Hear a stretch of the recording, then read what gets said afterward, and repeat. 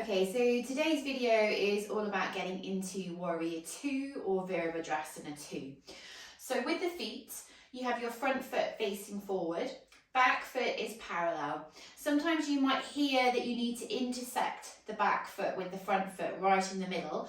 I don't tend to do that. I tend to have my front foot slightly over to one side. So if it's the right foot, slightly over to the right. It just feels nicer through my body and doesn't twist into the front leg. But you choose what works for you.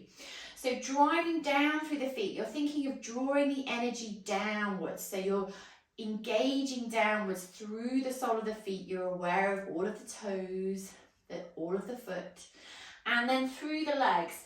The legs are engaged, and what I mean by that is I am squeezing my right and back thighs, so right and left thighs are squeezing. So by doing that, you almost get a feeling of lifting up through the kneecaps and the legs feel really strong and engaged.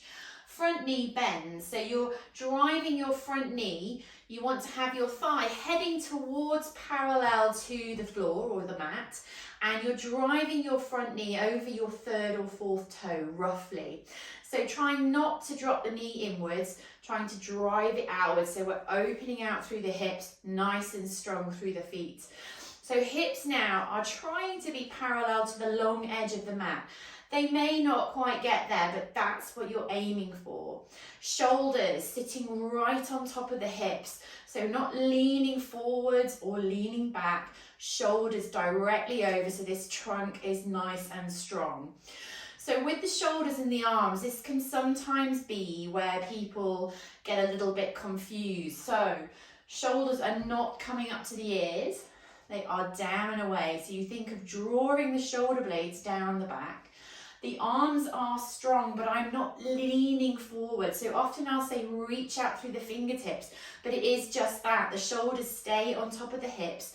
The fingertips are reaching away from the shoulders. It's not the shoulder and the upper body that's moving. It's just the fingertips and arms lengthening out. Finally, the gaze. We look over the front hand or the second finger. That's your point of gaze. You're driving down. I've got the feet engaged. I'm engaged through my legs. I'm trying to turn my chest and my hips towards the long edge of the mat. I'm aware of my shoulders. And that is Warrior 2